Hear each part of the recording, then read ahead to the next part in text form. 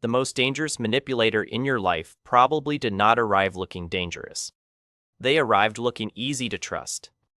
That is the first selection test. You were not chosen by accident.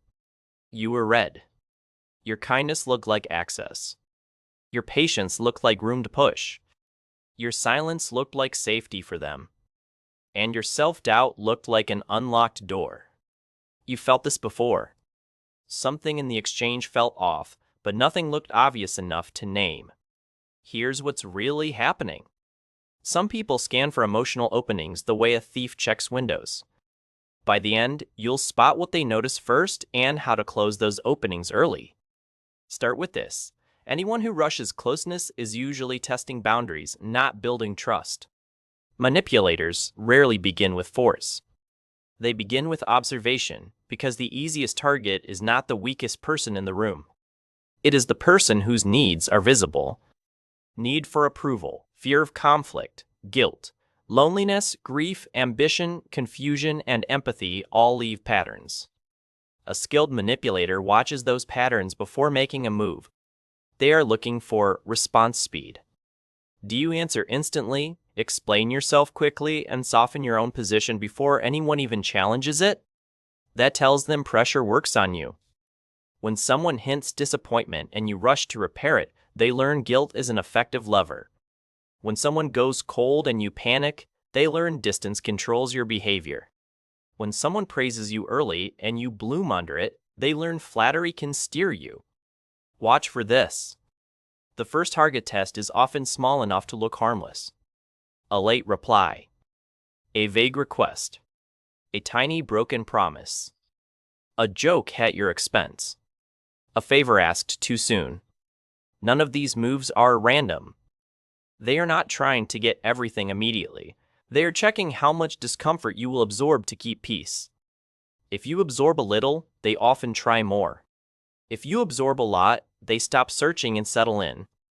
That is why the earliest stage matters most. Selection happens before the real manipulation becomes visible, while you are still telling yourself to be understanding. One common opening is over-responsibility. If you often feel responsible for other people's moods, you become easier to guide without anyone raising their voice. A manipulator does not need to order you around. They only need to look wounded, disappointed, overwhelmed, or misunderstood until you volunteer your energy. At work, this can sound like a coworker saying nobody ever supports them, right before handing you their urgency. In dating, it can sound like someone calling you the only person who really gets them after 2 conversations.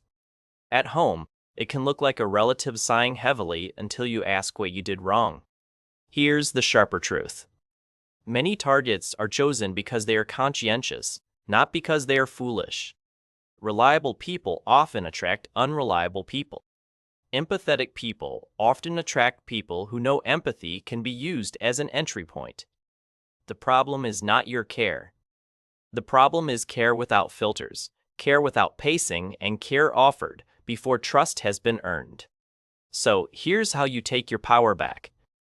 Pay attention to anyone who studies your reactions more than your words. Healthy people listen to understand you. Manipulative people often listen to locate your buttons. They notice what makes you apologize, what makes you chase, what makes you defend, and what makes you fold. Then they circle those exact places. There's another target marker most people miss. It is not insecurity alone. It is insecurity paired with concealment.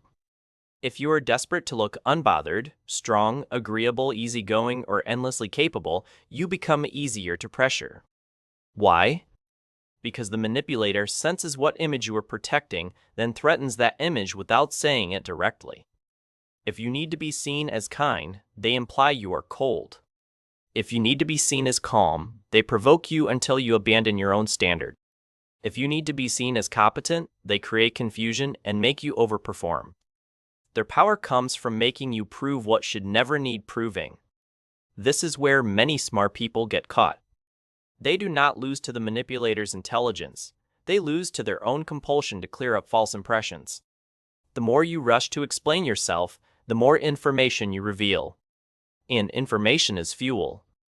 Every long defense teaches them where your shame lives. Every oversized explanation teaches them what you cannot stand being misunderstood about. That is why calm brevity is protective. A short answer gives them less material. A delayed answer gives you your judgment back. A firm no reveals more truth than a page of justification. Hold on to that. The next selection test is boundary timing. Manipulators frequently ask for something slightly too personal, too fast, too intimate, or too inconvenient. Not because they urgently need it. Because your response tells them what kind of access they can build. Someone you just met wants a secret. Someone you barely know wants emotional labor at midnight. Someone who ignored you yesterday wants immediate help today. The content matters less than the pace. Healthy closeness grows. Manipulative closeness jumps. If the connection accelerates before trust does, that speed is the warning. And if you say yes while feeling tight in your chest, they notice that too. They count on internal hesitation being weaker than external politeness. Here is an everyday example. A new friend tells you an intense story, then asks whether you have ever betrayed anyone. It sounds deep, but the real question is whether you can be pulled into premature intimacy. Once you answer, they know two things. First, you want to be seen as trustworthy. Second, you may cross your own pacing rules to keep emotional momentum alive. That is useful information to a manipulator. So's your response to ambiguity. People who cannot tolerate uncertainty are often easier to steer. If someone goes vague and you scramble to restore clarity, they learn confusion makes you compliant. If someone withholds reassurance and you work harder for it, they learn anxiety buys your effort. This is why intermittent warmth can feel so addictive. It is not always love or friendship. Sometimes it is just your nervous system trying to solve an unstable pattern. Watch for the moment you start performing for consistency. That is often the moment selection becomes control. Midway through this, a lot of viewers realize something uncomfortable. They were not targeted because they lacked value. They were targeted because they had value that was poorly guarded. If you've caught yourself doing this, you're not alone. Tell me below. Awareness should not turn into self-blame. Manipulation works by exploiting normal human needs, belonging, meaning, safety, and connection. The goal is not to become cold. The goal is to become difficult to read, difficult to rush, and difficult to guilt into self-betrayal. Here is one of the clearest tells. Notice who gets irritated when you become less immediately available. Healthy people may adjust. Manipulative people often intensify, because your delay disrupts the control test they were running. They may accuse you of changing. They may suddenly become sweeter. They may create a minor crisis. They may act hurt by a boundary that any reasonable person could respect. All of those reactions reveal the same thing. They were benefiting from the version of you that answered too fast and doubted too much. Another target group is people in transition. New city, new job, breakup, grief, burnout, family conflict, identity shift, spiritual confusion, financial pressure. During transitions, your rules are often softer because your footing is unstable. A manipulator can feel that instability before you fully name it yourself. They show up as certainty. They present themselves as relief. That is why you must be careful with anyone who becomes intensely helpful before they become consistently trustworthy. Real support leaves you clearer. Manipulative support leaves you indebted. One lifts pressure. The other stores it for later collection. There is also a social version of target selection. Manipulators often test whether the people around you will reality check them. If you are isolated, new to a group, afraid to look dramatic, or surrounded by enablers, risk goes down for them. This is why secrecy is so common. They do not always ask for total secrecy outright.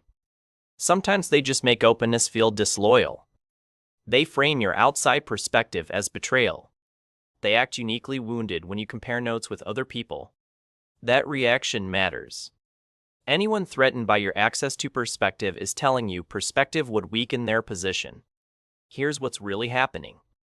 A manipulator wants to become the loudest voice in your internal world, not always through shouting, often through repetition, guilt, confusion, and selective approval. If they can make you consult their mood before your own judgment, the job is nearly done. So defense has to become practical. Start noticing your body before your story. If your shoulders tighten, your stomach drops, your breathing shortens, or your words become rehearsed, pause the interaction. Your body often detects pressure before your mind explains it away. Then shrink the response window. Manipulators thrive in your reflexes. They lose ground when you answer tomorrow. Use simple sentences. I need time to think. That doesn't work for me. I'm not available for that. Let's return to the actual issue. These lines are powerful because they do not offer hooks. No dramatic explanation. No emotional overexposure. No extra evidence for them to twist. A person who respects you can work with clarity. A person who needs control will often fight clarity immediately. Notice that fight. It tells you more than their charm ever will. You can also protect yourself by slowing disclosure. Do not hand out your fears, wounds, family history, and unmet needs at the speed of chemistry. Trust should be revealed in layers. Not because intimacy is bad, but because access should follow consistency, not intensity. One strong defense is pattern memory. Stop judging people by their best moment and start judging them by their repeated effect on you. Do you leave calmer or more confused? Clearer or guiltier? More grounded or more eager to earn basic respect? Patterns answer questions. Charm cannot. And when the pattern is pressure, believe the pattern early. The aware person does one thing differently. They stop asking, how do I keep this connection? And start asking, what is this connection costing me? That single shift changes everything. Because manipulators choose targets who are afraid to measure the cost. The moment you measure it, you become harder to use. You stop treating discomfort as proof that you should try harder. You start treating discomfort as data. That is maturity. That is protection. That is how selection breaks. And once you see the process, their moves become less mystical. They test speed. They test guilt. They test your hunger for approval. They test your fear of being misunderstood. They test whether your empathy outruns your boundaries. They test whether pressure changes your principles. You do not need to hate them to stop them. You just need to stop volunteering access. Be warm, but not porous. Be kind, but not instantly available. Be understanding, but not endlessly negotiable. Let people earn the deeper parts of you through time, steadiness, and respect. That is not playing games. That is refusing to become an easy surface for someone else's control. If this sharpened your radar, subscribe and stay close. On this channel, we break hidden tactics down so you can recognize them early and protect your peace. And if you want the next layer, watch the next video on the subtle signs someone is training you to doubt yourself. The safest person in the room is not the toughest. It is the one who notices pressure early, names it calmly, and never confuses access with love again.